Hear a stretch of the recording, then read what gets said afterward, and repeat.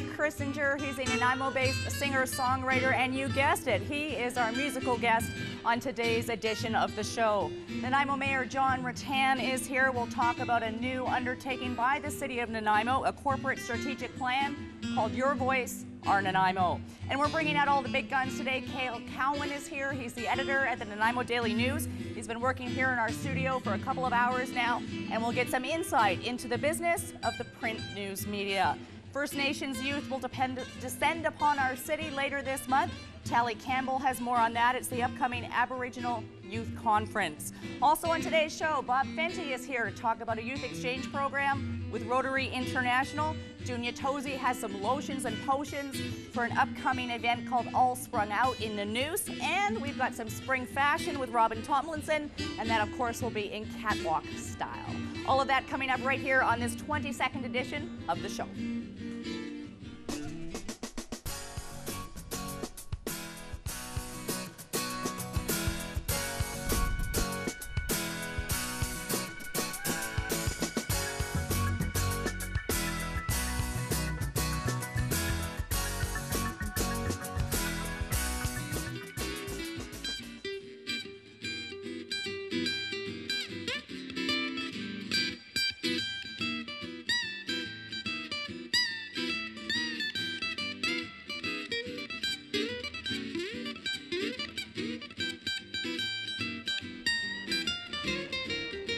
This camera when it's spinning around.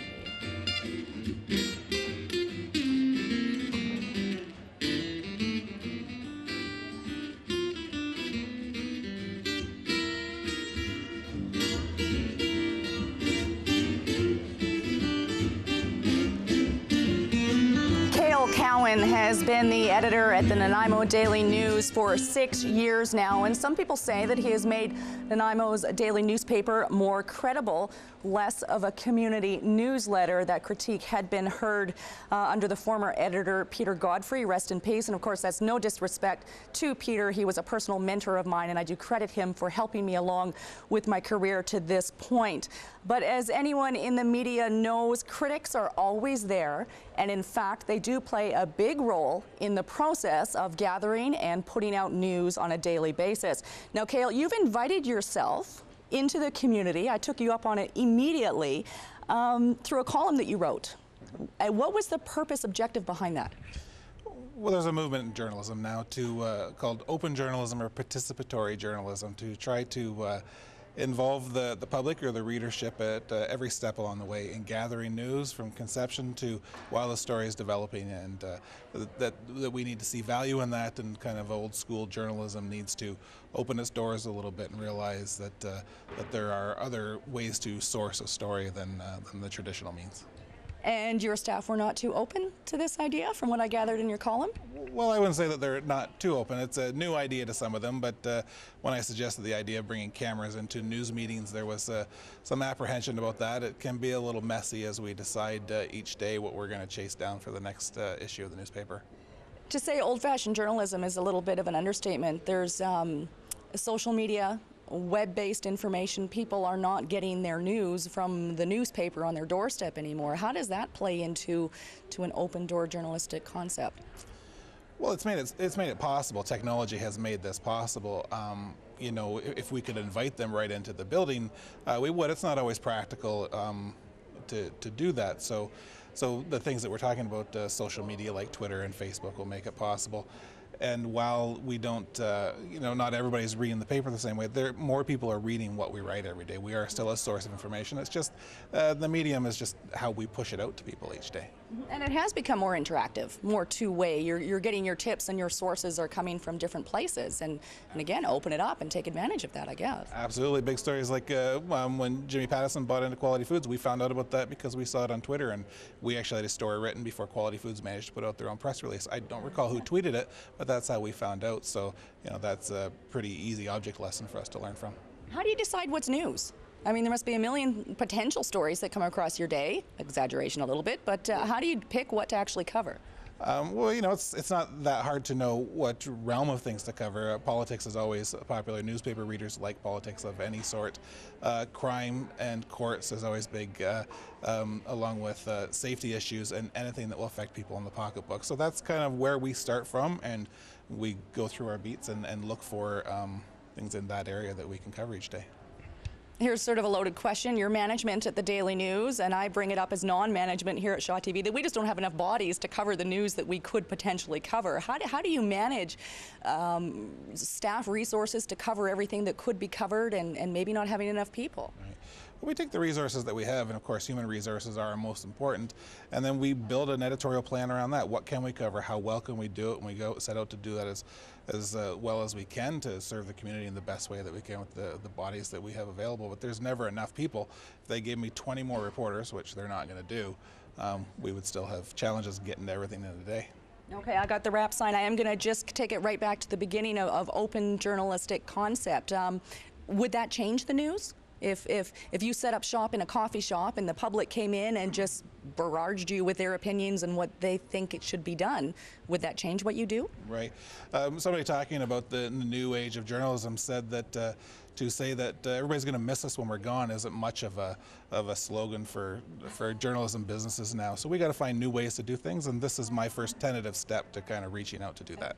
Well, we've enjoyed having you here so far. We'll come back and check in with Cale Cowan one more time in the next hour. Up next, we're going to throw things over to Tali Campbell and the upcoming Aboriginal Youth Conference.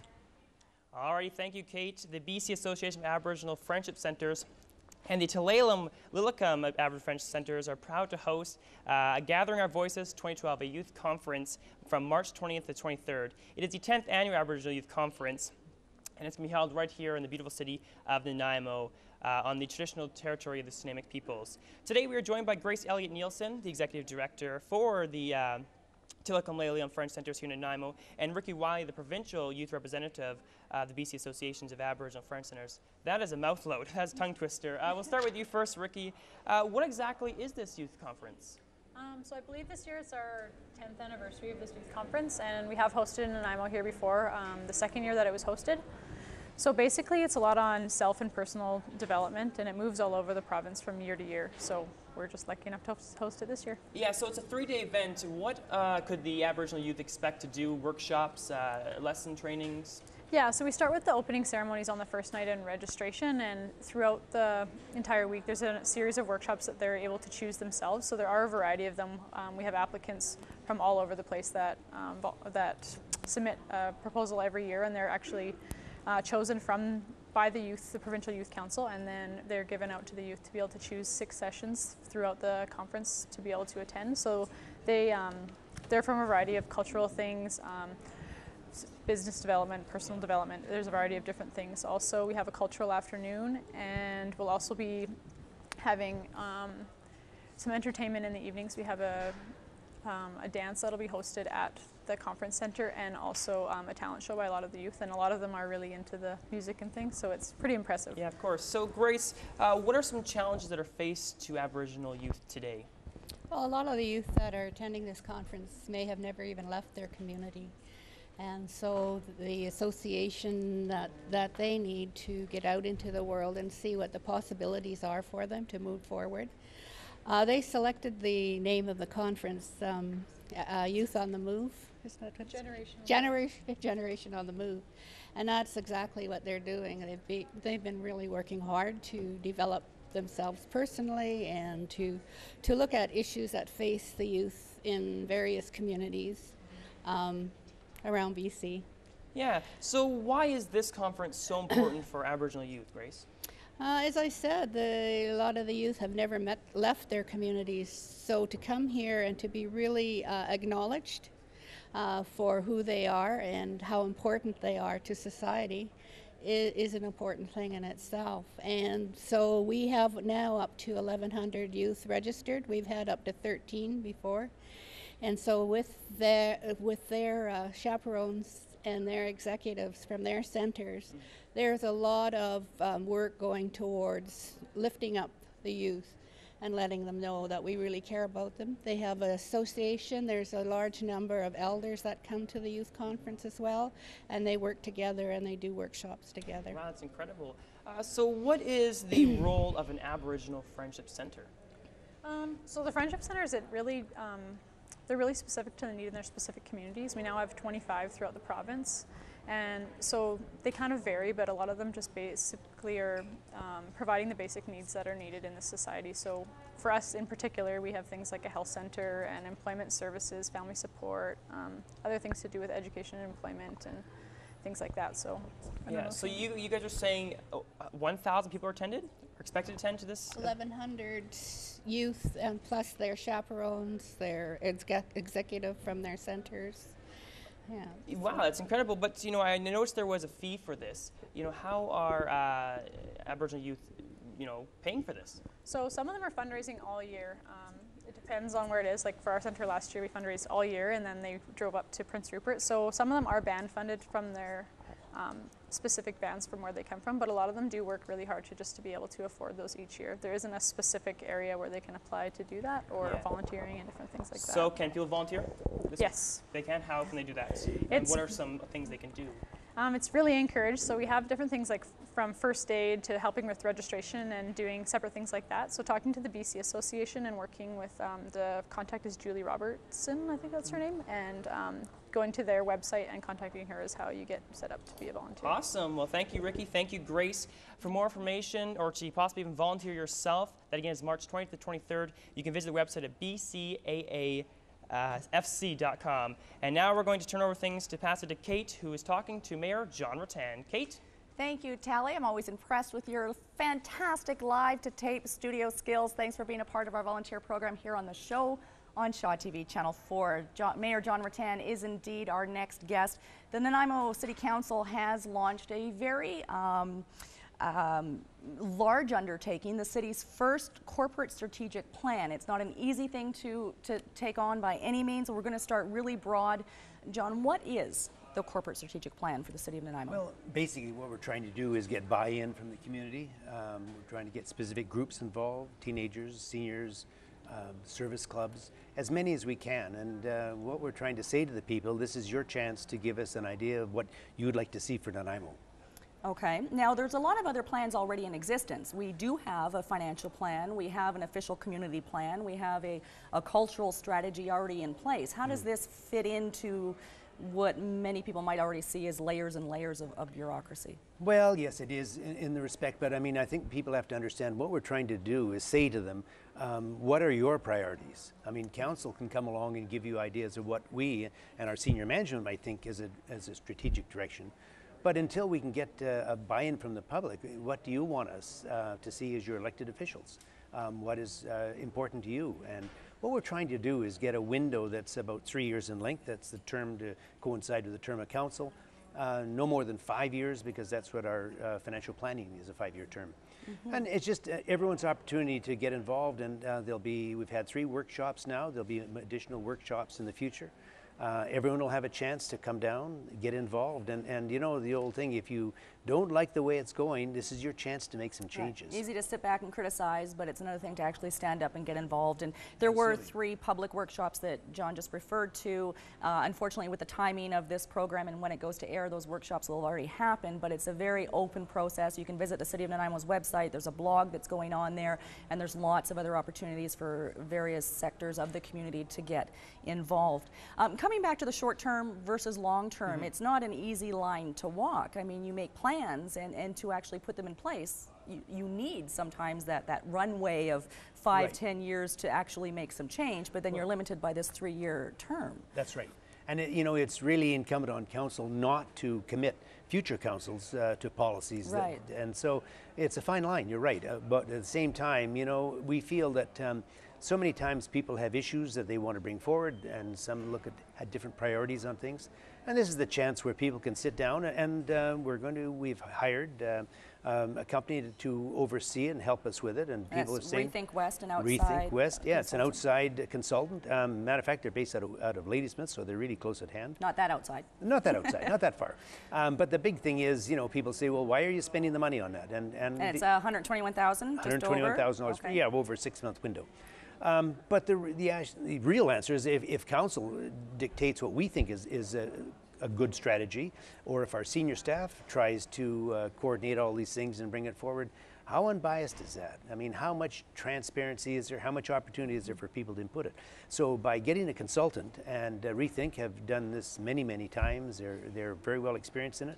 We think they're going to be able to bring out all the good questions from the community and challenge us with some good answers. The wind-up session will be on the 6th of June this year, and we're hoping, if all goes on schedule, to bring it before council in July to get it passed. So yes, I mean 6 months is a pretty narrow window in the scheme of things. You had mentioned transparency. Is this, I don't know if attempt is the right word, but is this a move towards making council and city more transparent? Because that has been a big criticism. It's been a criticism. I don't know if it's entirely deserved, but it certainly has been a criticism. But I mean, I think this really kind of answers the question.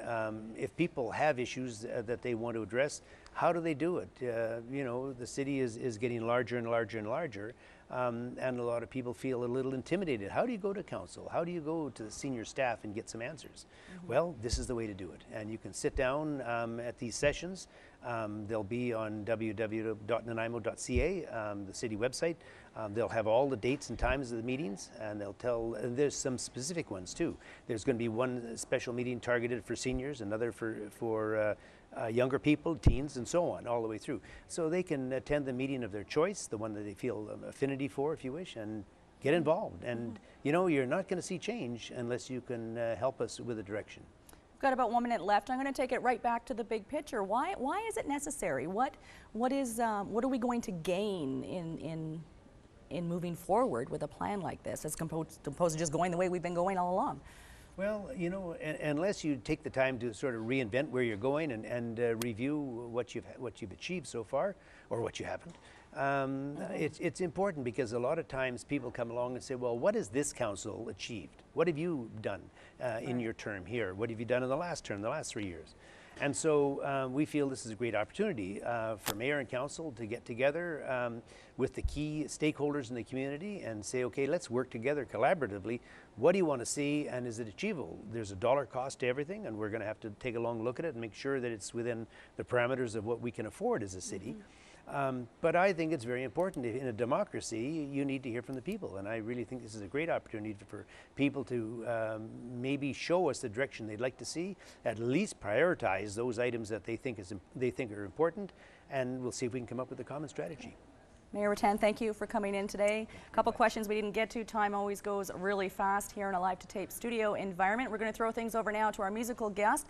Just before we do that, though, www.nanaimo.ca. All your input is welcome. It's all going to culminate on June 6th. You can keep following the website and the blog to stay up to date on what's going on with Nanaimo's first ever corporate strategic plan called Your Voice, Our Nanaimo. Now we'll throw things over to Mark Crissinger. Here is a song called Baja Blanket.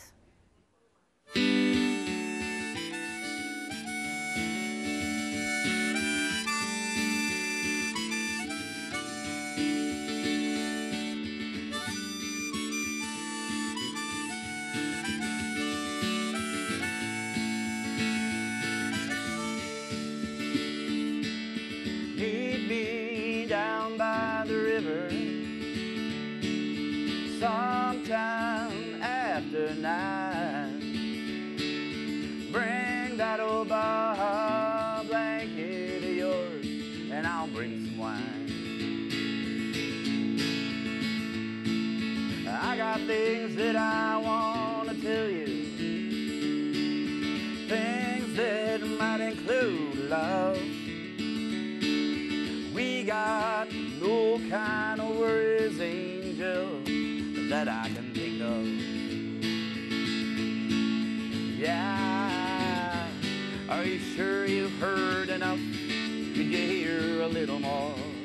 Are you sure you've had enough? Could Could you have a little more? Are you sure you've seen enough? There is so much to explore. Yeah.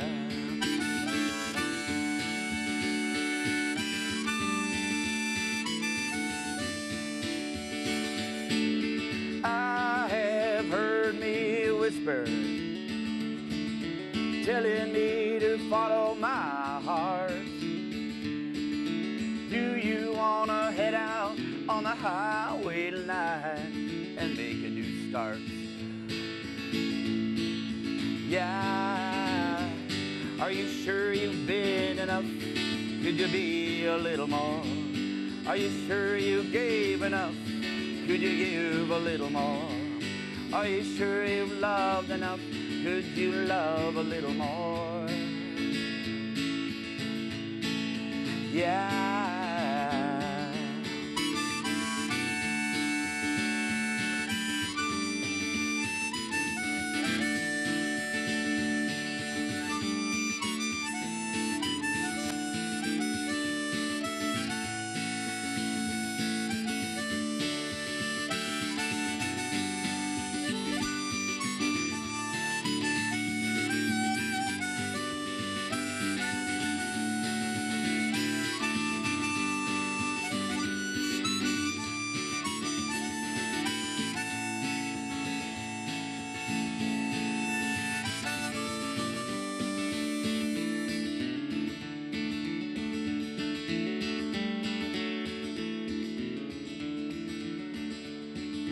Meet me down by the river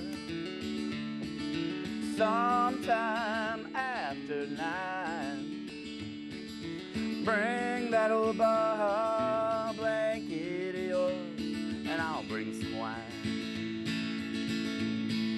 Yeah. Are you sure you've heard enough? Could you hear a little more? Are you sure you've had enough? Could you have a little more? Are you sure you've seen enough? There is so much to explore. Yeah. Are you sure you've been enough? Could you be a little more? Are you sure you gave enough? Could you give a little more? Are you sure you've loved enough? Could you love a little more? I know you can, yeah.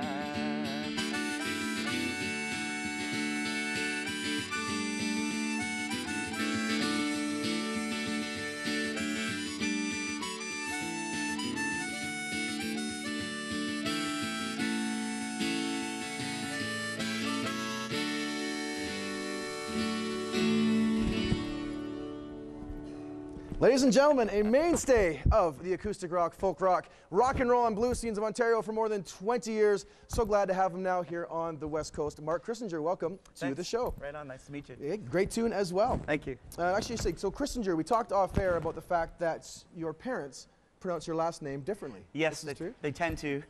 Depends what state they're in. North Dakota, yeah, exactly. Ohio, whatever, yeah. Yeah. Anyway, so looking at your resume, you've played more than 2,500 shows, which actually calculated out if you play one show a day, it would take you 6.8 years to do. Oh. And I know this, I've had about 2,500 beers in my lifetime. So how does one play this many shows? You must really love the music that you're doing. Yeah, I really do, and I like the feeling of the road going by, and it's a beautiful country. There's a lot of places to check out. I haven't really done much in the prairies, and I've missed the territories, but pretty much the Maritimes and Ontario and Quebec since like '87, really. Just a lot of good opportunities. I started really young, and I got signed. By the time I was 25, I was signed to EMI, and I'd played all over the States and opened for a lot of bands and done a lot of wild stuff. Absolutely. Yeah. Yeah, you mentioned again on the resume as well, not only with having great bands yourself, the one band Caution Jam just had a 20-year reunion, so great stuff there. We also opened up for a number of acts. We'd be remiss not to mention the Ramones. Yeah. Producers Todd Jones is a big fan. What was it like sharing the stage with the Ramones? It was great. Well, in the Toronto show, we weren't allowed to talk to them. Yeah, no, we were staying away. We were just peons, you know. This was the rock band, Sweet Jones. That's when we did a lot of the opening for the big band. So we kind of got used to that stuff, you know, having to, you know, move your way up the ladder type of thing. But we did another show up in Northern Ontario, and we ended up sitting backstage and then smoking some hash with the band, and that was really cool. I was pretty much scared the whole time. Joey Ramone was. I'm scared right now, so it's okay. All right. So now you're on the West Coast. You're doing some solo performances as well as playing with a band called the Blue Buds. The Blue Buds band. You've got a different set of musicians for the East Coast and the West Coast. What's the differences between your two sets of backup bands? Well, they're both based in the blues because the Blue Buds shows are generally blues shows that start to get a little bit dancey and funky, but the Ontario band is the band that plays on all my albums, and so they know more of my original stuff. So we tend to do that combined with some blues. Perfect. Well, again, it was obviously seen here in the show, lots of great solo performance. We'll hear more music from you later on in the show. But last thing to say, I know markcrissinger.com, you can hear your music. And what sort of shows do you have coming up here in the next week or so? Certainly in the Nanaimo area, I'm playing at the Acme Food Company. That's a great place. That's this Friday, March 16th. The Quarterway Pub is coming up on the 31st of March. Oh, and Dee's Bar and Grill up in Qualicum. Yeah, that's going to be my first time up there. But I play so many shows, folks. You got to go to the website and check it out because it's too hard to list them all right at the moment. Perfect. All right, markcrissinger.com. Again, we'll be back with more music from Mark later in the show, and we talk locally. And now we're going to go around the world with Bob Fenty and some young travelers. Bob, over to you. Thanks, Matt, and welcome to the Rotary segment. And last show we heard about the youth exchange program, and today we have two lovely young ladies with us. LUISA, ATHAYDE, who is from Salvador, Brazil, and she is currently attending Cedar Secondary High School. And we also have with us TRISHA REYNES. And TRISHA went to, by the way, TRISHA, namaste, as a greeting in India. TRISHA went to India about 4 years ago and was attending school there for a whole year. So I have a number of questions today for all of you, but actually before we do that, I wonder if they can get a shot of your jackets. This is absolutely incredible.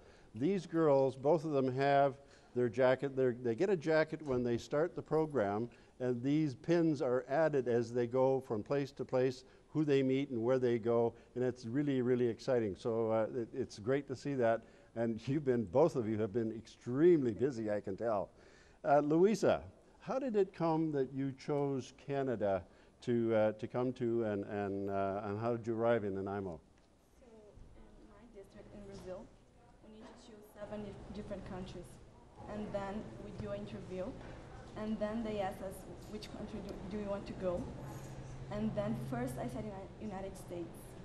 And first I was supposed to go there, but then like 3 months before I come here, they just sent me a message and they were like, okay, you're going to Canada, and the place that you're going is Nanaimo. And I was like, okay, because I never heard about Nanaimo before. Wonderful. And I was really excited. And then I just started looking for pictures and everything. And I arrived in Nanaimo on September 7th. Super. Yeah. And you've been having an exciting time ever since, I can yeah. tell. TRISHA, living in another country, I know it's obviously difficult, but what would be the most difficult thing that you encountered while living in India and attending school there? I think the #1 big shocker was I was living in a small town and there were 2 million people in my town. So in India it was like equivalent size to Nanaimo, but I was surrounded by 2 million people and about the same square footage. So that was a little shocking. And going to school, although I was going to an English school, everything was explained if the kids asked questions in Hindi. And so I quickly had to learn Hindi not to feel left out. Language was a real problem, was it? Yeah. So can you speak Hindi now? Hindi and Marathi. Can you? Yes. Have you been able to maintain that and keep it up? No. It's a little rough. Because Louise is doing really well with her English, we can tell. Yeah, sorry. I still fully understand Hindi, but articulating myself is a little difficult. It's a little difficult, It's been 4 years. Yeah. Cool. So, LUISA, when you return home, what's going to happen with your life? So probably I'll go to university, but I'm not sure yet because I don't know what I want to do. So yeah. You still have undecided? Yeah. And now that Trisha is back, what have you done with your life, Trisha, since you've come back from India? Well, you've been a busy girl, I know. Tell us. I have. I came back and finished my high school because I missed my grade 12 year. And then I decided I needed to leave the country badly again. Whoa. So I moved to Switzerland. And I was an au pair in Switzerland for 6 months. And then I went back to India because I missed it so badly. And then I came here and started doing school. I initially started to do a major in global studies and a minor in sociology, but quickly realized that wasn't for me. So now I've met an interior designer who designs for the Hilton, and she's inspired me to go into interior design. So I'm currently at VIU doing interior design. Wonderful, good for you. Well, viewers, there you can see there's two lovely young ladies who have been traveling. Well, LUISA is here now enjoying Nanaimo, and Trisha has been to many other countries, as she's indicated. And I have to say, it's great to have these two girls on our show today. And any of the parents who are listening and watching today, contact your school, contact the counselors there at the school to find out more about this Rotary program. As a matter of fact, I think we can put it up on the screen. If you go to rotary5020.org and look for the Youth Exchange website, in the information on that website, you'll find lots of information there. So more coming on the show now with Cale Cowan, and actually I think we had some more music as well too.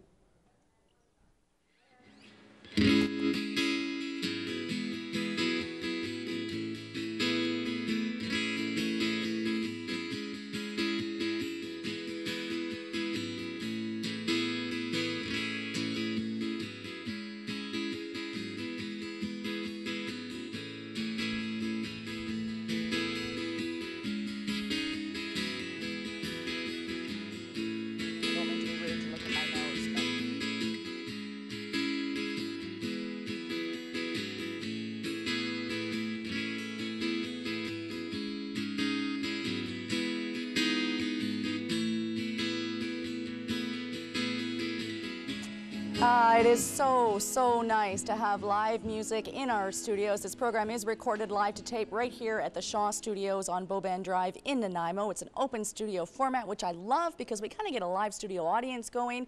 And you guys, you know, it's okay to applause for future musicians, for future songs that we're going to hear from Mark Crissinger.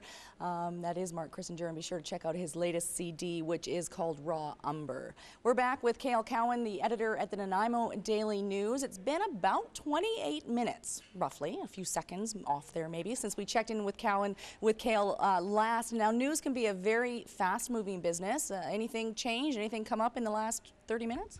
The most interesting thing that I've learned since I've been here is that the ferries are running again. Oh, they're running again. On this day with the bad weather and the high winds, and so I think 3 o'clock they got going again. Is that a safe statement, that the print news media is a very fast-moving business? Well, news can be very fast-moving, and we have to react to it, and I think that we do. I think that that's when we show what we're made of, when something happens, and we have to mobilize and get information out to people quickly.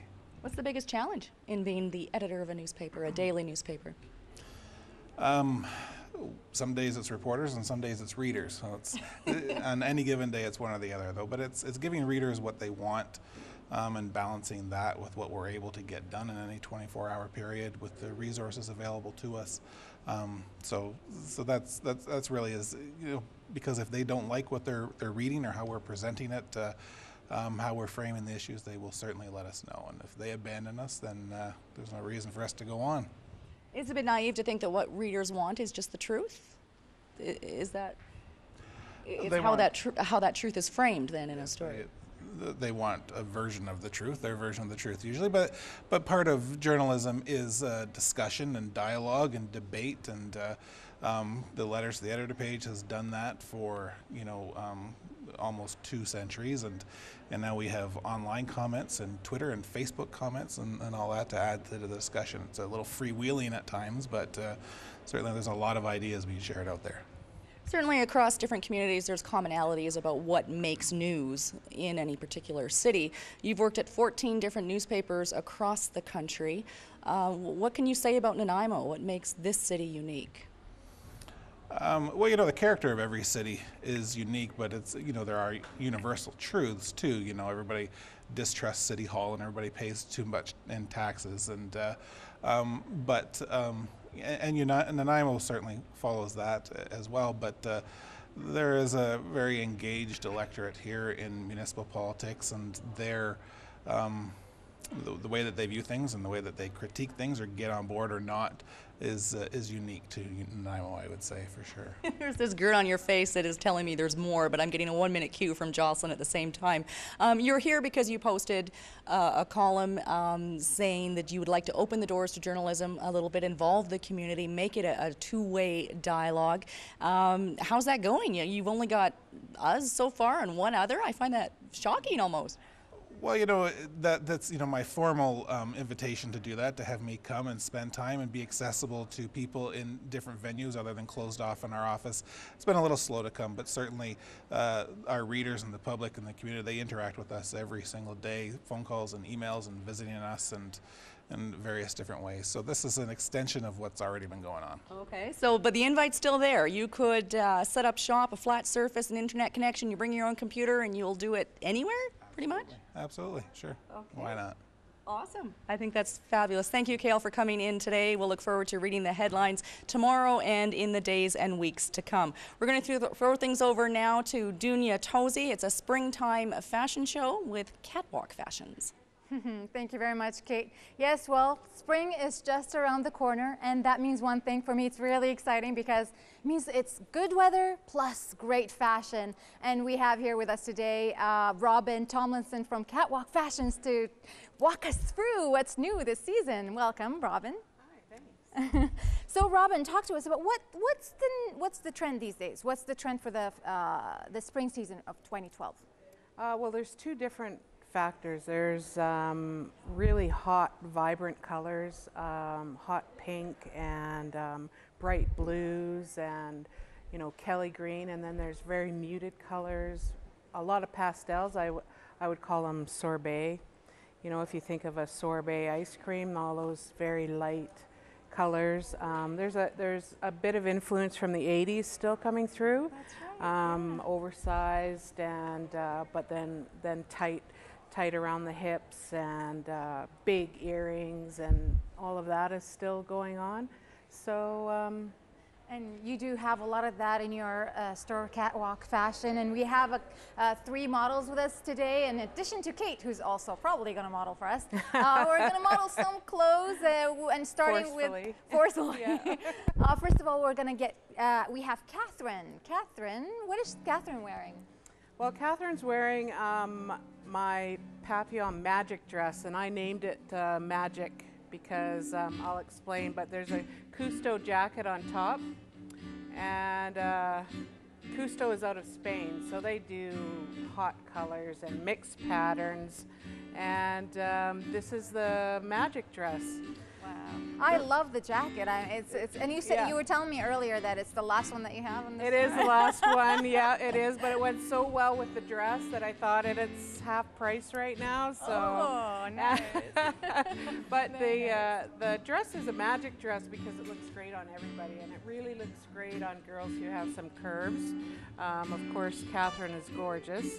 But it's all about the ruching. So if you have a little tummy area, you move the ruching there, more ruching here. It kind of hides it, hey? Yeah, well, maybe it's good for me now because, you know, with pregnancy and everything, I don't know what to wear. We can ruche it right there if you want it. That's awesome. And I love the bright colors. What do bright colors bring, you know? It makes everybody happy. I mean, and it brightens up your whole face. It brightens up your whole complexion. So I think everybody looks great in hot colors. She looks gorgeous. Thank you very much, Catherine. Up next we have Rachel. And for those people who don't like bright colors, I guess Rachel is wearing some pastels, right? Pastels. Although, you know, I always have to pump it up. She's got a leopard print is really big. So we did a little play on the leopard print for the leopard print jacket. And now she's in a little Lipsy dress. Lipsy's out of England, and it's pastel, very light pink, but with gray on the bottom. But then I had to put her in some really hot orange shoes. You'll see the shoes. You'll see a lot of real colorful, bright shoes out there. It's nice not to have black or white or, you know. It's nice. interesting, as you said, like colors like that are coming back. And you know what, there's no matchy here. She's not wearing orange anywhere else, but you know, have some fun. Mix and match, hey? Yeah, yeah. And you know, like you were saying about fashion coming back from the 80s, yes. It seems we keep seeing that trend that things are coming back. Comes back with just a little bit of a tweak, you know. Either they'll small the size, or they'll change the pattern or the color or something. But yeah, definitely the 80s is coming back. I think the shoes maybe. Actually, that's a bit of a 60s flair, I think. 60s flair? Yeah. We've got from all over the place, hey? Yeah, Fashion yeah. from all over. Yeah. Why do they come back? How does that work? I mean, why do they bring them back? Well, there really is only so much to choose from. I mean, you can only, there's only so much that you can do. So designers have to look back at what's already been done and, you know, get inspiration from that and then put their own flair onto it. Mm-hmm. So, you know, I mean, maybe they didn't have the platform in the shoe before. It used to be just a wedge, and they've made it a lot more comfortable. It looks like a really high shoe, but actually it's quite, I don't know if it's all that comfortable, but I think they try. Hey, who cares about comfort right. when they're fashionable, right? Yeah. That's my motto. You know, girls put up with a lot. I know, we do put up with a lot. Thank you so much, Rachel. Up next, we've got Ree. So what is Ree wearing? Well, Ree is wearing Miss Me jeans, which you'll see by looking at Ree's derriere, shall we say? Love how well they fit. They're such a great fit. They usually have some kind of bling on the bum. I can see that. Yeah. I mean, that's the most important part when you're talking about a jean. And then she's wearing, this is another trend, the jacket is like a cape. So it's like a poncho with a little play on the poncho. It actually has arms and, you know, some buttons. And then another trend is the crochet underneath. That's right.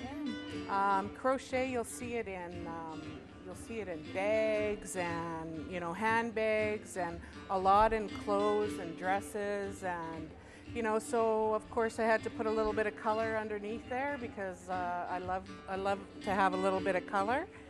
And I think then she's got a high wedge. I mean, really high shoes are really in, so you might have to practice a little bit and walk around a little bit. I mean, most of the ones that I had are 4 or 5 inches. Wow, yeah. But, you know, when they have the wedge in there, it adds something, right? Yeah, it adds something to the whole outfit, I think. It's very beautiful. And those are some of the sorbet colors, like in the shoe. Like there's a light yellow and a light pale green and you know, peach. They're not my favorite colors, but when they're all together in a shoe, I think it's great. It looks great. I would always mix it with more of a hot color. They look great. They all look great, and we don't have time to get Kate over here, unfortunately, because we're running out of time. But she's wearing that. What she's wearing is really, really cute too. Thank you very much. You have more stuff in your store at Catwalk Fashions downtown. So if people want to know more, you can visit the store. It's got lots of stuff. Thank you very much, Robin, for being here. And we'll be back with more after the break. Hi, I'm Rob Oz. And I'm Andrew McLean, and we're Oz and McLean at Royal LePage. We invite you to watch Oz and McLean's Two Men and Their Fishing Rods. Only on Shaw TV.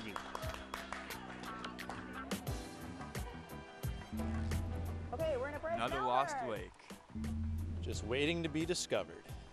But most importantly, fished. Oz and McLean's Two Men and Their Fishing Rods on Shaw TV, Channel 4. Hi, I'm Al Decoto from Terminals Quality Assured Collision Services, inviting you to watch Terminals Quality Assured Collision Service Arts Now.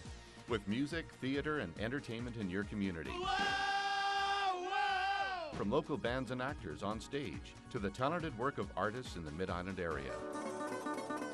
Know what's happening when and where so you won't miss a thing. Terminal Quality Assured Collision Arts Now, only on Shaw TV.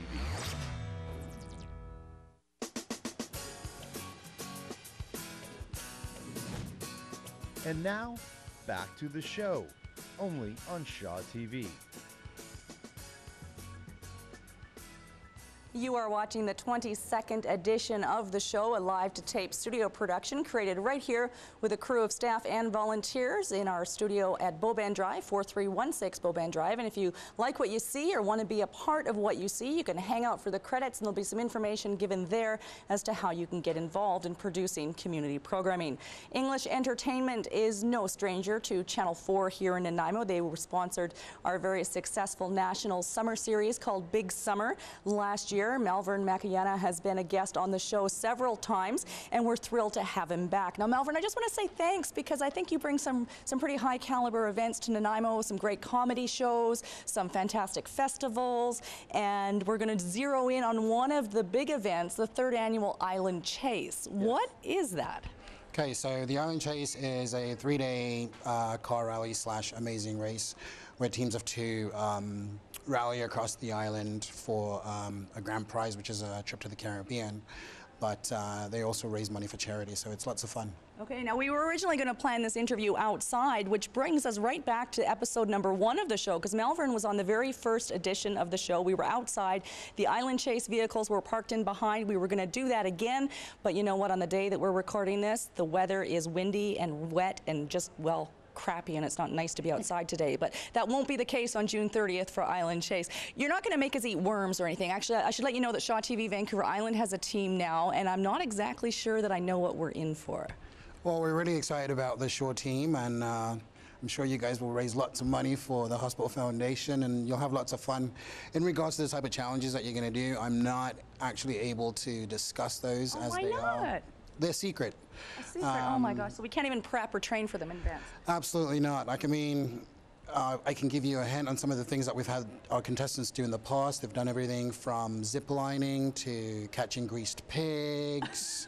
It's quite the adventurous weekend. Okay, and we do it in our own vehicle. In this case, I've had clearance from our supervisor to actually take one of the Shaw TV vehicles. He's looking over at me now going, Kate, are we, I don't know, because I understand that sometimes there's like coolers of beer and things that people bring. Not in the vehicles. We do not. Not in the vehicles, right. Encourage that at all. Everything that we do it's in a safe environment. We don't encourage speeding at all. In fact, we actually seal all the driver's licenses in special envelopes so that if anybody does get caught speeding, that they'll actually be disqualified or lose lots of points. So it's a safe and fun event to do, absolutely. And the spirit, I've seen some pictures and talks of pink wigs and costumes, and there's some pretty involved, active teams that we're going to be up against. Yes, absolutely. The Daily News team, they are a team to look out for. But I'm sure that you guys are too, and I'm leaning over because Cale Cowan from the Daily News is here, and I'm leaning over going, Cale, I guess we're going to be competing in Island Chase. Yes, those ladies have competed every single year for the last 3 years, so look out for them. Team Daily News, they're really good. Great. Now, another event that maybe people haven't heard about yet, although if you're on Facebook and liking the English Entertainment Facebook page, there's no way you can't know about it. Thrifty Foods has come on board as a huge sponsor as well, the Barbecue Festival. Yes. First time in Nanaimo. Yes, July 14th and 15th, we're hosting the Thrifty Foods Nanaimo Barbecue Festival. It's absolutely going to be huge. In fact, Allison, one of our founders, is actually on her way back from Alabama as we speak, where she's just been shadowing a barbecue festival for the last week. So it's going to be huge. It's going to be July 14th and 15th. There's going to be everything for the family, from live entertainment, family fun zones, car show and shines, and lots of barbecue. And just to give people finally in the last 30 seconds or less here an idea of the caliber, this is a sanctioned festival. So people who are competing here come from all over the world. They are serious, and it's not just a day in the park. Yeah, it is a sanctioned event, and on top of being a KCBS sanctioned event, it's also a Jack Daniels qualifying event. So if you want to know more about that, feel free to go on our website or send us an email, and we'll be more than happy to deal with that. Awesome. Thanks for coming in, Malvern. No, thank you very much for having us. Good luck with everything, and we'll look forward to kicking some butt at Island Chase coming up June 30th to July 2nd. You can check out the English Entertainment website. There's links, and even Island Chase has its own website. We're going to throw things over now once again. Here is Dunia Tozy. Thanks, Kate. Well, good luck with that island chase thing. I'll definitely be thinking of you. But for now, we're still talking about spring, going from fashion show to skin products. Here we have with us Christy Lotson from Soak Essentials, who has brought so many products for us to test and smell and feel. Thank you for being here. My pleasure. Thank you for having me. You're welcome. So let's start first with, I know these are the bath salts. Yes. These are my bath salts. This is what my company first started off of. I have 10 different scents that I showcase at a time, dependent on the market. If it's Christmas, I do more Christmassy, and now for the summer, I've got more summery ones. They're all Epsom salts. They're all natural with all essential oils in it, which is great for both psychological and your physical being. I'll actually interrupt a little bit, Okay. just to play with your mic on camera a little bit, just to help make the audio a little bit better. So sorry about that. No problem. Keep going. Yeah, so I have that. But after I started making all of my bath salts, I started venturing into everything else. So I've really expanded my line in the last couple of years, from everything from bath to body care. So yeah. Nice. So and why baths, and salts? What got you into all of this? Well, I started making bath salts for myself and for friends and family, and I tried my hand at doing a market, and I fell in love with it. I love the markets. I loved the interaction with other people, and being a stay-at-home mom, it gave me something that I could do and a way to bring in some income and something to stay home with my son as well. So I started with that, and I just like any creative person, I ventured into more stuff. I couldn't stop. So that's why we have all of this. Yes, right? this is the result. And I know you were telling me earlier that you're surrounded by smells all the time. All the time. So now you're immune to smell. I'm immune to it. I can't smell half of the things out here, so I have to take people's words on how good it is. And when I'm creating things, I always have to check with my husband to make sure it's strong enough. Or when you're sitting in a room for so long with so many different scents, it all smells like the same after a while. Right. Okay, so moving on. Maybe let's talk about these, the bath bombs. Yes. Yeah. Yes. So bath bombs, they're great for skin softening. They add a lot of little fizz to the bath. I'm sorry. We're still having issues with them. Yeah. So and they're so easy to make. They're too. super easy to make. That's something that everybody could make at home. It's with just stuff that you have, sodium bicarb, which is baking soda and citric acid. So anybody can make that at home and add some witch hazel to it, have a mold, put it up. You just want it to be sandy, a wet sand feel, and let them dry, and this is the product that you have. And it's a good activity for you to do with the kids, right? Absolutely. For kids, for gifts, for anything that you want to do. Yeah, they're awesome. easy. They smell really, really good. Thanks. That's a sandalwood scent. Love it, love it, love it. Smell-o-vision. So good. Okay, so moving on. Yeah. So these are my my milk baths and my Shea bath bomb, or my Shea moisturizing bath candies. They're really nice for skin softening and just a really luxurious bath. Your skin will be really moist and feeling really nice and healthy after you do it. Something new that I've just kind of started with is my scrubs and my bath gels, shower gels, and it smells really good. That does smell. Yeah. Wow, nice. Coconutty. Yeah, it's pineapple mango, so it's a really nice scent. Mix. My favorite is my most popular item is the shea butter. You just need a little bit. A little bit goes a long way. I whip it all up really nice, and yeah, it's nice and moisturizing on the skin, and it smells fantastic. Okay, before we have just a few minutes, a minute left actually to wrap up. So talk to me about the scrub. So this is my Heal My Souls line. We're coming into spring now, so it's time to get off the winter shoes into the sandals. So everybody's going to need to slough off that dry skin, and you can do yourself a little pedicure at home. So this is my Shea butter, my peppermint foot scrub. So all you would do is just scrub that into your hands, rub it around for a couple seconds, and then put your hands. Smells so nice. Thank you. And then place your hands into the water and just rinse it all off. Get some soft skin. Wow, it feels good. Yeah. It feels really good. Well, thank you so much, Christy. Thank I know you. that you're going to be at the All Sprung Out events that's happening in NANOOSE, Yes. right? March 31st from 10 till 4 p.m. There's going to be vendors, all types of local businesses.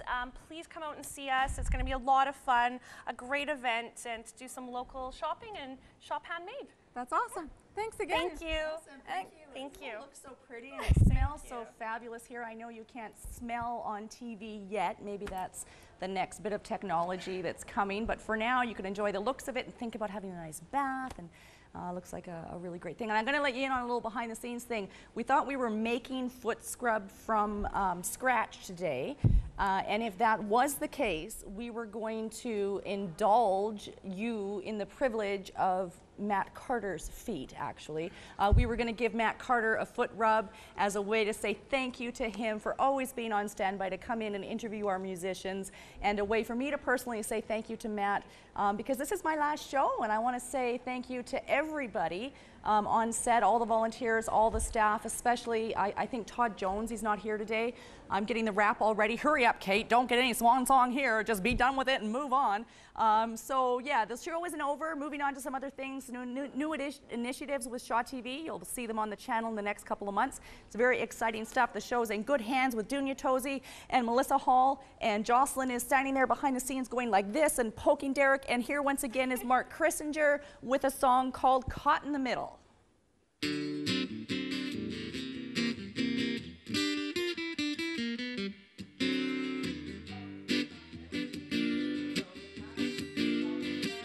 Cause it don't feel right. I'm caught in the middle, and I like it very little.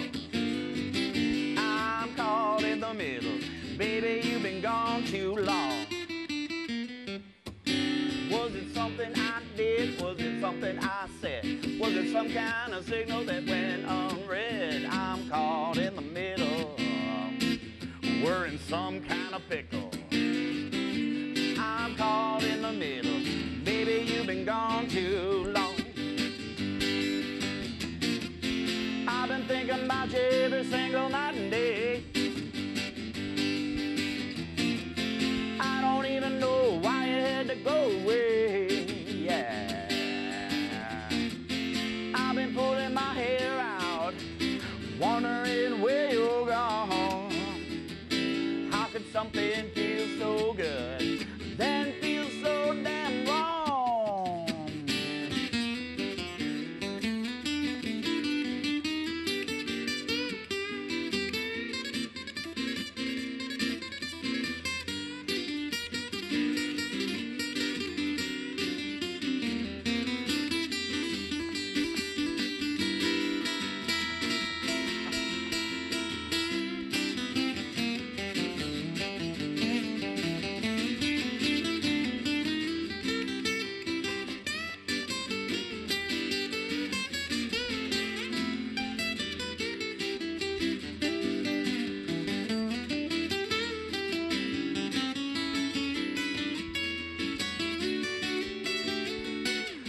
Well, people been asking where you can be found.